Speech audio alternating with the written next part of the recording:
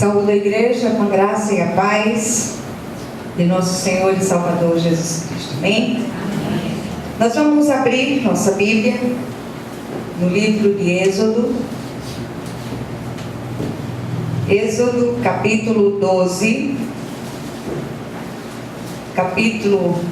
O texto é bem longo, são 20 capítulos, são 20 versículos, mas eu queria convidá-los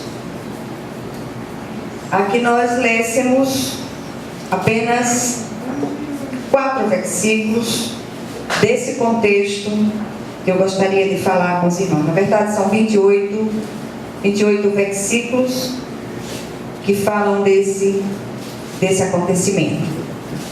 Êxodo capítulo 12, e nós vamos ler versículos 7, 8 e 13 e 14. É um texto bastante conhecido da palavra, e eu creio que o Senhor ele há de falar ao nosso coração de um modo vivo, de um modo especial. Todos acharam? Amém. Êxodo capítulo 12, primeiro versículos 7 e 8, depois 13 e 14. 7 e 8 diz assim: tomarão do sangue e porão em ambas as ombreiras e na verga da porta, nas casas em que o comerem. Naquela noite comerão a carne assada no fogo, com pães asmos e ervas amargas a comerão. 13 e 14. O sangue vos será por sinal nas casas em que estiverdes. Quando eu vir o sangue, passarei por vós, e não haverá entre vós praga destruidora, quando eu ferir a terra do Egito. Este dia vos será por memorial, e o celebrareis como solenidade ao Senhor. Nas vossas gerações o celebrareis por estatuto perpétuo. Amém? Amém. Glória a Deus. Vamos orar mais uma vez. Querido Deus e Pai celestial, nós pedimos perdão pelos nossos pecados, clamamos a Ti pelo poder que há no sangue de Jesus, que o Senhor venha ministrar essa palavra ao nosso coração, que o Senhor venha com muita liberdade nos ensinando esta palavra, despertando a cada um de nós para compreendermos o real sentido da Páscoa do Senhor. Que o Senhor fale conosco, vem Senhor, porque o Teu povo ouve, em nome de Jesus.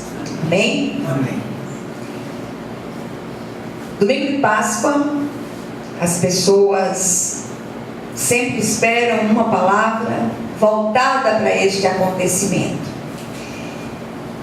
E é preciso que nós, enquanto cristãos, para entendermos a Páscoa cristã, nós precisamos olhar para a Páscoa do passado, para a Páscoa dos judeus.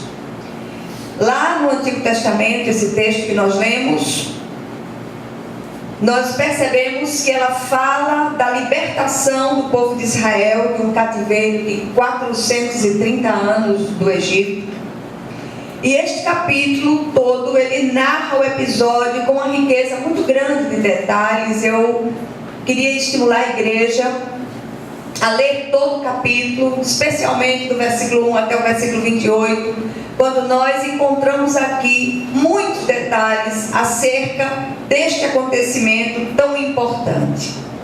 No Novo Testamento, a Páscoa, ela se refere à morte e ressurreição de Cristo, como nós acabamos de cantar.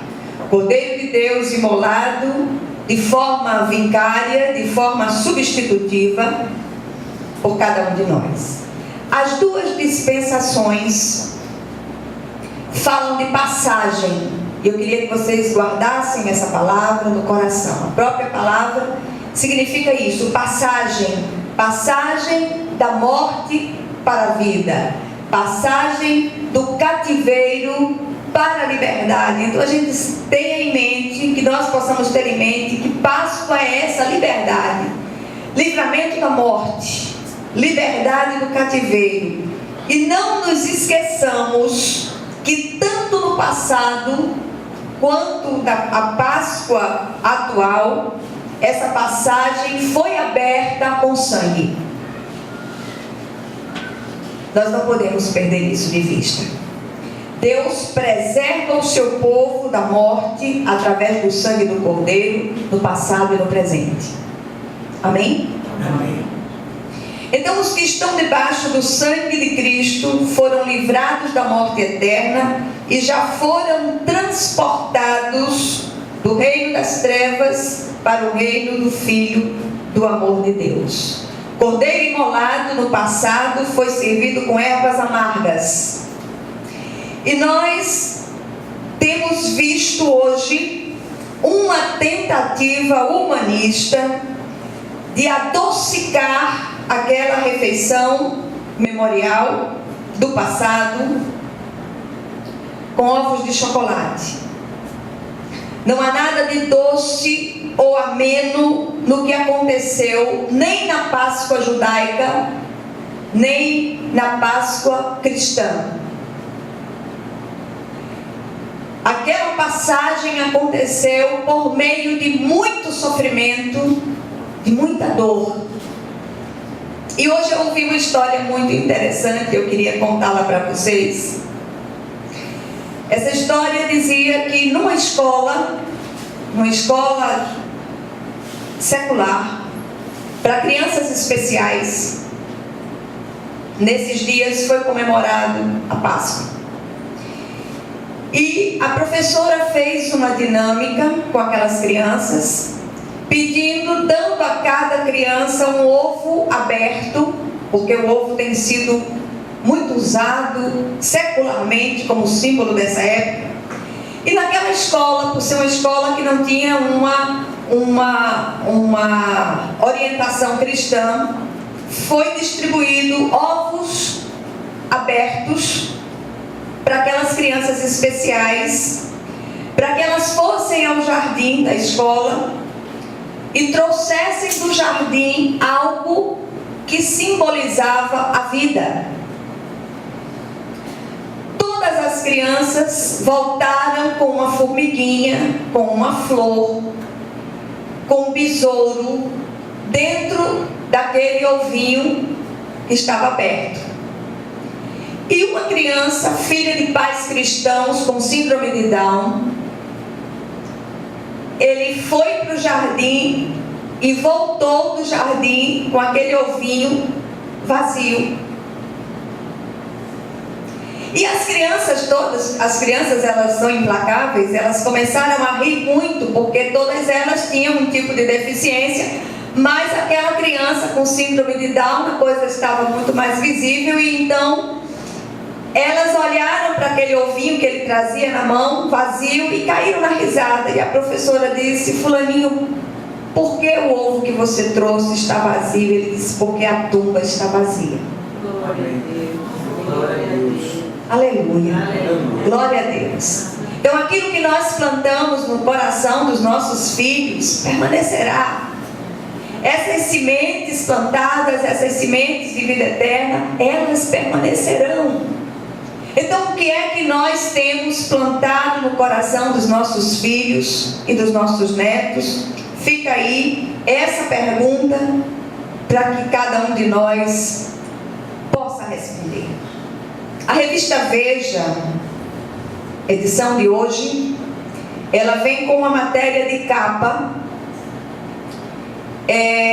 falando a respeito da ressurreição, dizendo que a ressurreição tem atravessado os séculos, desafiando os céticos de todos os tempos.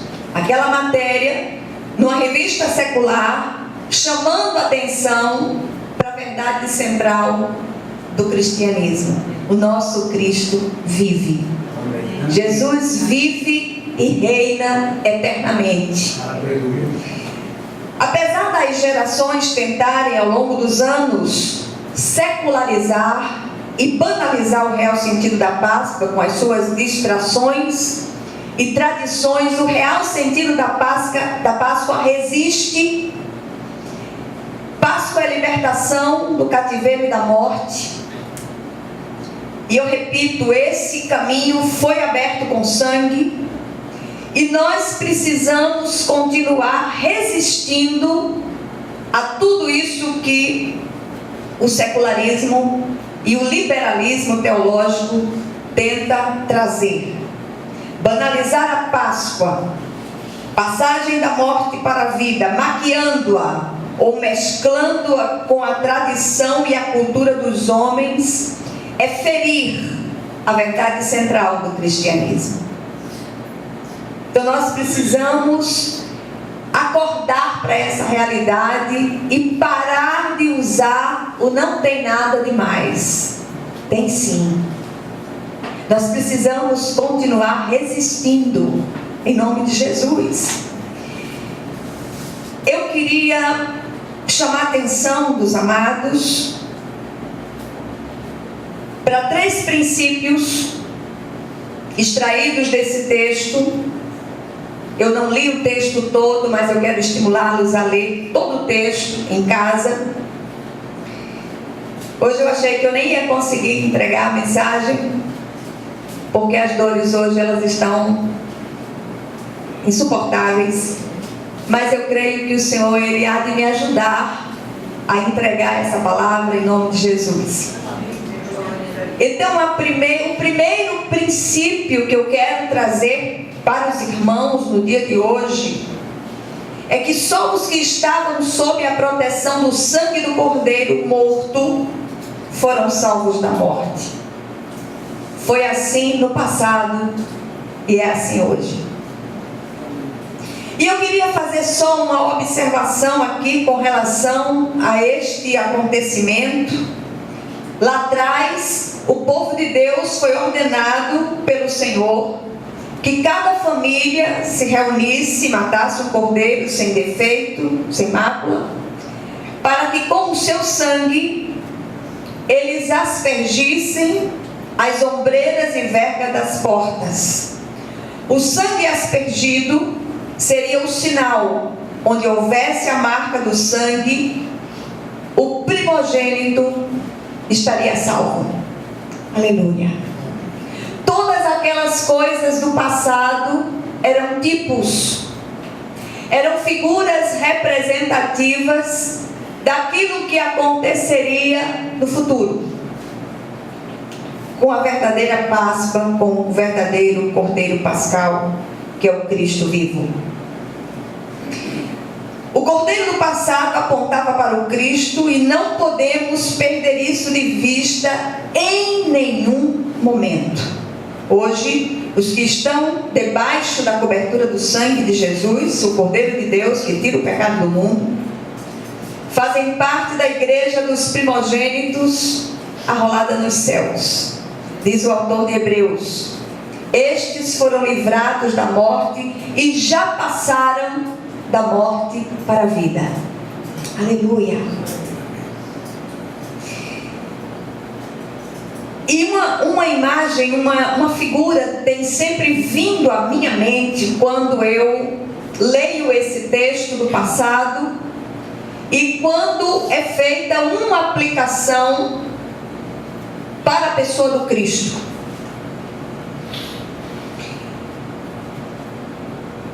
Muitas vezes nós somos assaltados por tantos medos, tantas inquietações.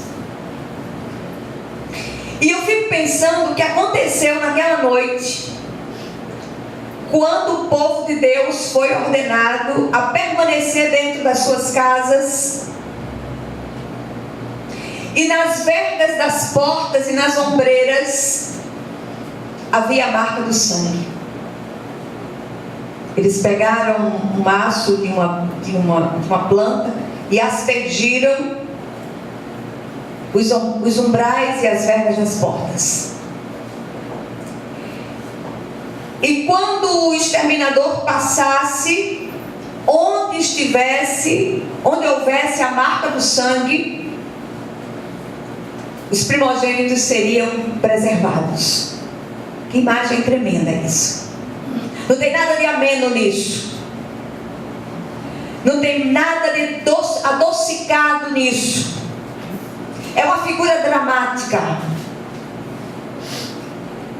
E por um momento nós imaginamos aquelas pessoas que estavam dentro daquelas casas de pedra e cal, com a marca do sangue nas ombreiras das portas. Elas confiaram no Deus Todo-Poderoso, que estando ali, permanecendo ali dentro, nenhum mal lhes aconteceria. Quando o sangue de Jesus foi derramado no Calvário e aspergido sobre a casa espiritual de todo aquele que nele crê, esse sangue aspergido fará com que esse que crê, não pereça, mas tenha vida eterna. Amém? Através desse sangue remidor, somos justificados, redimidos, resgatados do poder do adversário, temos os nossos pecados perdoados e apagados, fomos reconciliados com Deus e passamos a fazer parte da sua família.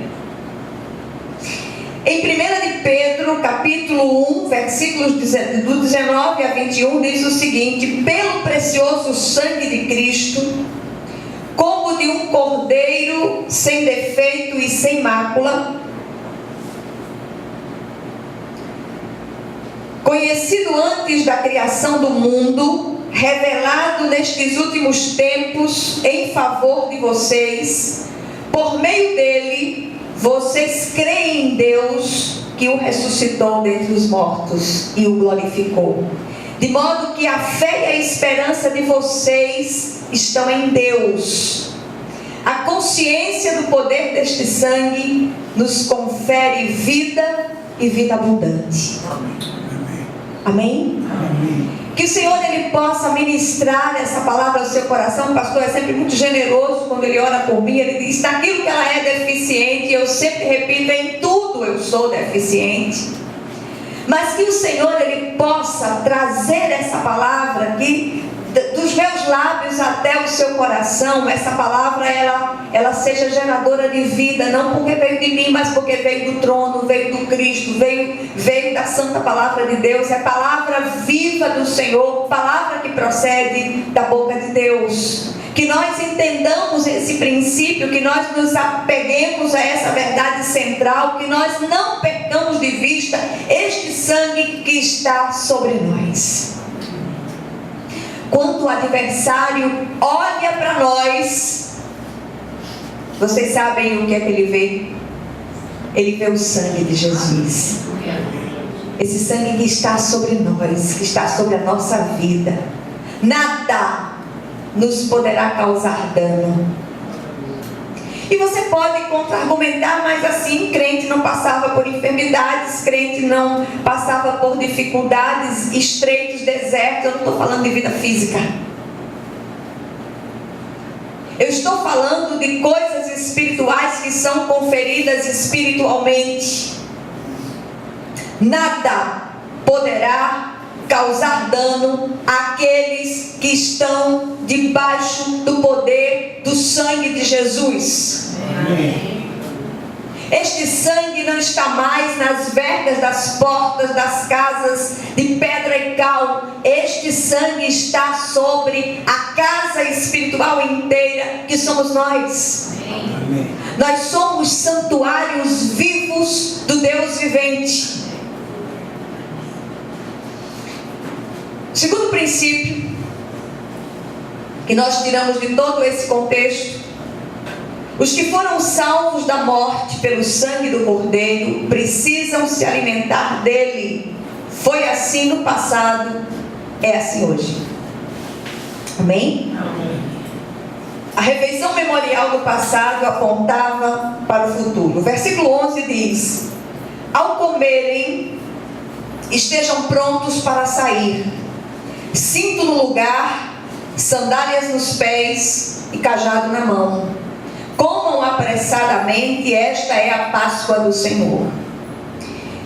A mesma atitude de prontidão do passado deve ser mantida hoje. Somos peregrinos e forasteiros nesta terra. Aleluia. Aguardamos a vinda do Senhor, que é certa e repentina.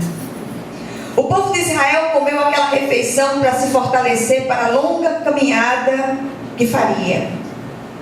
Assim como nós que somos salvos da morte eterna pelo sangue de Jesus, precisamos nos alimentar dele como o pão vivo que desceu do céu, para sermos fortalecidos espiritualmente para a nossa jornada neste mundo. A Páscoa judaica foi substituída pela ceia do Senhor. Haviam 2 sacramentos no passado: circuncisão e Páscoa. Só participava do segundo quem passasse pelo primeiro.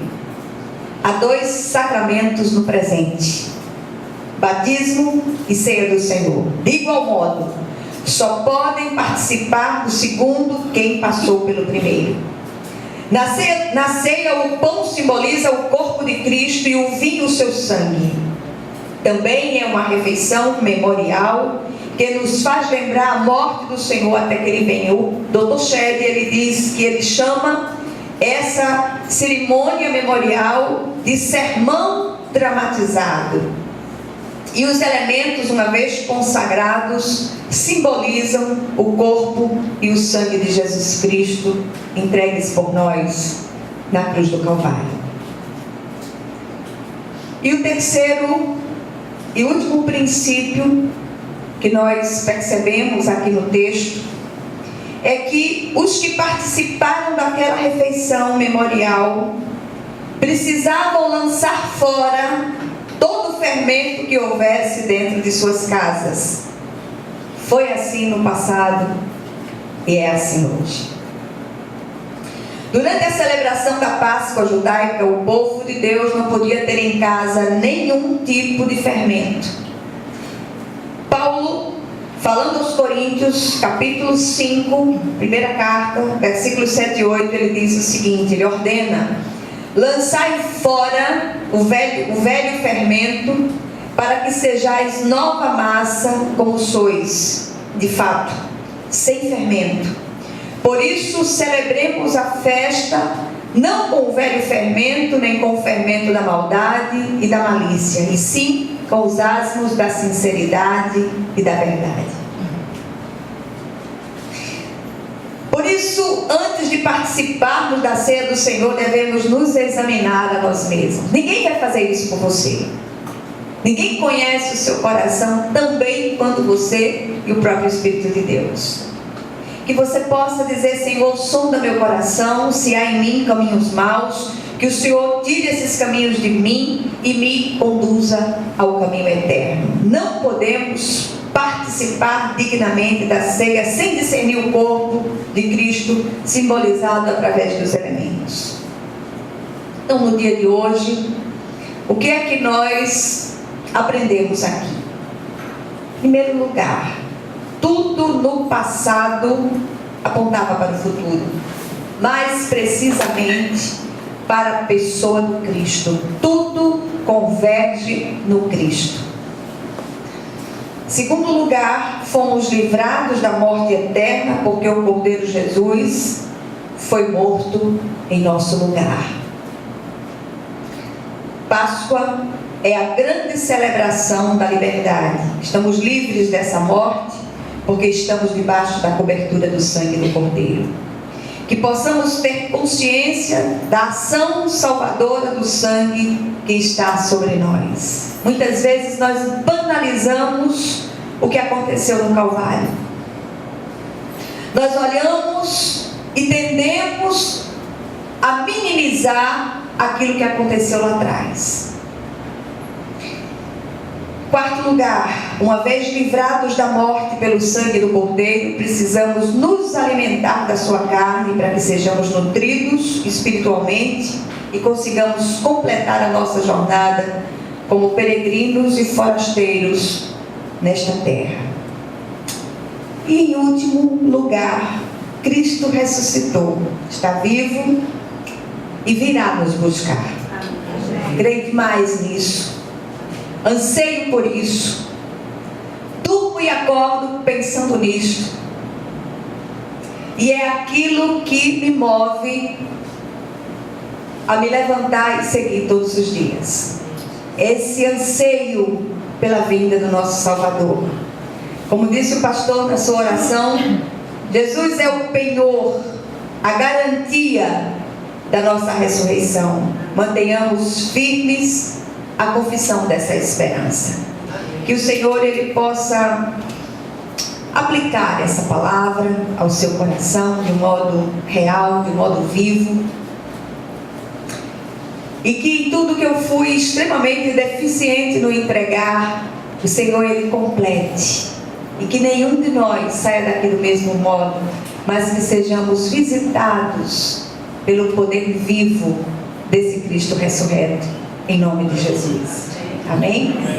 Glória a Deus.